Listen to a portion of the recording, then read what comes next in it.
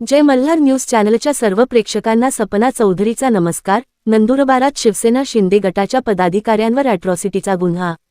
नंदुरबार नगरपालिकेच्या शिवसेना शिंदे गटाचे उपनगराध्यक्ष प्रथमेश चौधरी, नगरसेवक गौरव चौधरी आणि माजी आमदार शिरीष चौधरी यांचे बंधू रवींद्र चौधरी यांच्यावर अॅट्रॉसिटीचा गुन्हा दाखल करण्यात आला आहे।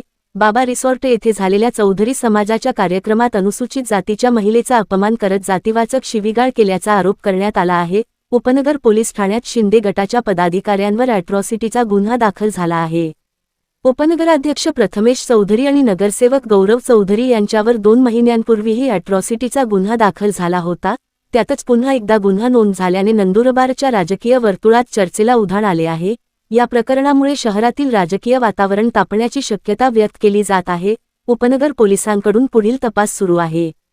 या सर्व प्रकरणावर माजी आमदार शिरीष चौधरी यांनी सांगितले आहे की हा गुन्हा पूर्णपणे खोटा असून विरोधकांकडून हेतुपुरस्सर कट रचला जात असल्याचा आरोप शिवसेना गटाचे माजी आमदार शिरीष चौधरी यांनी केला आहे।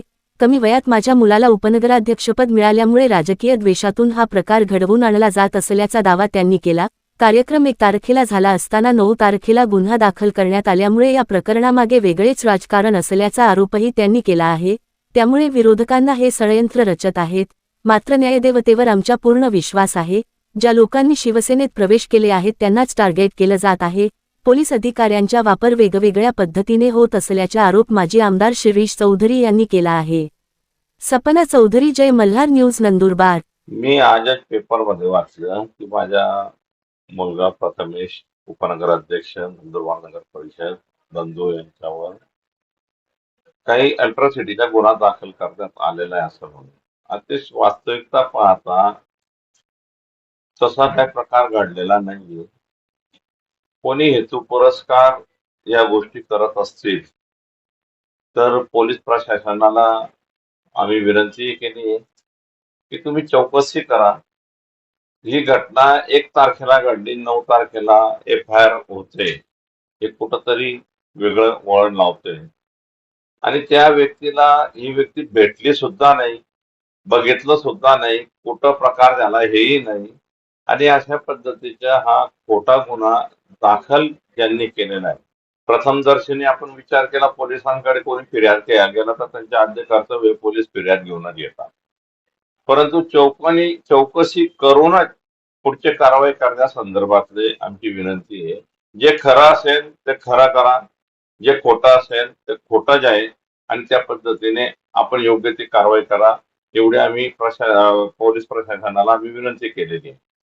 आणि हे कसं आहे की काही राजकीय लोकांना सूडबुद्धीप्रमाणे, कारण त्यांचे लोक काय झाले नाही, माझ्या कमी वयात मुलगा उपनगराध्यक्ष झाला, एक मुलगा नगरसेवक झाला, पूर्ण पॅनल नंदुरबार जिल्ह्यामध्ये, नंदुरबार तालुक्यामध्ये, नंदुरबारमध्ये नगर परिषद आणली, त्याचप्रमाणे अंमळनेरमध्ये आणली।